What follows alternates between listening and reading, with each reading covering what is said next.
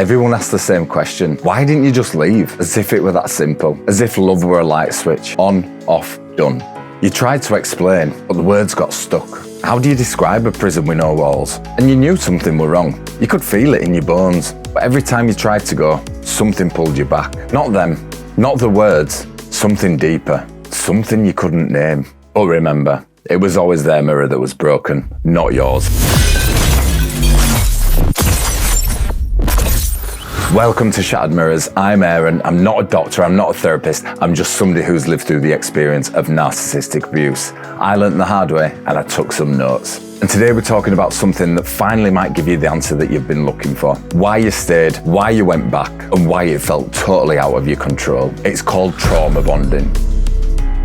You see, trauma bonding isn't love, it's not loyalty, it isn't even a weakness, although that's what they want you to believe. Trauma bonding is what happens when your brain gets hijacked by a cycle of abuse and affection that you never signed up for. Think about a slot machine, right? You pull the lever and most of the time you lose. But every now and then, just often enough to keep you hooked, you win. Lights flash, bells ring, and your brain gets flooded with dopamine. And that unpredictable reward is more addictive than a guaranteed one. The casinos know this, and narcissists know it too. This is called intermittent reinforcement. It's a psychological principle that explains why kindness from an abuser creates a stronger attachment than consistent love from a healthy partner. Your nervous system gets trained to chase those rare moments of warmth. Cruelty becomes the backdrop, the occasional kindness becomes the drug. And here's where it gets even darker.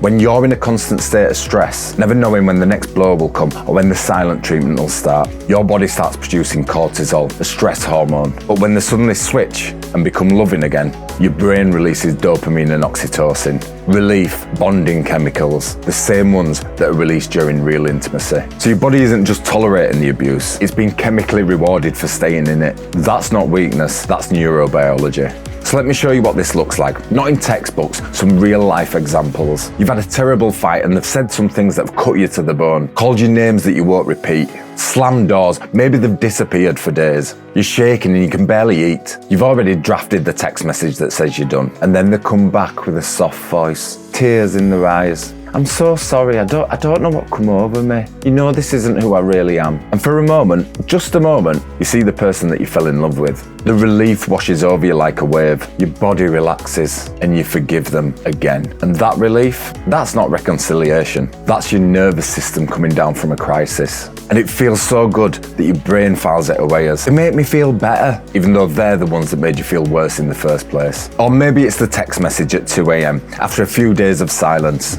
3 words, I miss you, and your heart leaps. All that anxiety, all that obsessive phone checking, all that rumination, it suddenly stops because they reached out and because maybe, just maybe, things might be different this time. But they won't be. But your brain doesn't know that. It just knows the pain stopped. Or maybe you've finally left. You've been gone, say, 1 or 2 weeks. And instead of feeling free, you feel worse, anxious. You can't sleep, you can't focus. That's your body going through withdrawal.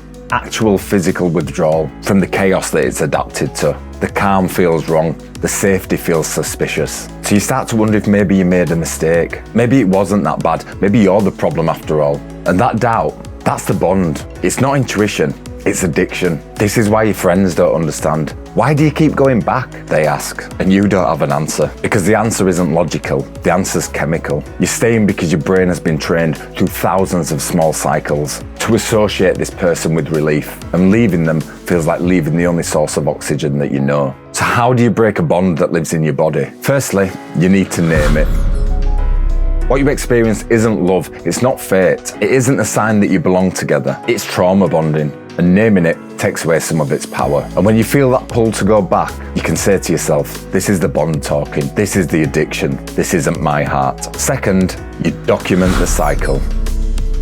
Keep a record, write down the cruelty when it happens, not just the apologies that follow, because your brain will try to minimize the abuse, because that's what trauma bonding does. A written record is evidence to your future self that you can trust when your memory starts to soften the edges. Third, and this is the hard one, you need distance.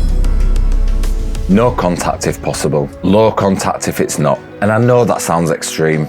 I know there's children involved, mortgages, shared lives that you need to untangle. But here's the truth, you can't heal whilst you're still getting hit with the cycle. Every time you engage, every time they reel you back in, that bond gets stronger. Distance isn't cruelty. Distance is survival. Fourth, get support that understands. Not just any therapist, not just any friend. Get someone who knows what trauma bonding is. Someone who won't just ask, why didn't you just leave? Someone who knows that the answer to that question is written in your nervous system, not your character. And finally, listen to me carefully. You need to practice self-compassion. The shame of staying, the shame of going back, the shame of knowing better. Because that shame keeps the bond alive. Because every time you beat yourself up, you reinforce that belief that you're broken, that you deserve this, that you can't trust your own judgment. You can. You're not broken. You were targeted. This isn't weakness. This is your brain wired for survival, trapped in a rigged game. You're not stupid for staying. You're human, and humans can heal. The bond is real, but so is your power to break it. One day at a time, one decision at a time, and one moment of clarity at a time. You didn't choose this addiction, but you can choose this recovery. I'm Aaron, this is Shattered Mirrors, and I'll see you on the next one. So if this video gave you a moment of clarity, or just validated the hell of what you've been living through, then please do me a favour. Hit that like button, not for my vanity, but to send a signal through the noise. It tells the algorithms to send this video to someone else who still thinks they're crazy, someone else who's still trapped. And if you want to keep walking this path to freedom with us, then please subscribe. Let's get the truth out there.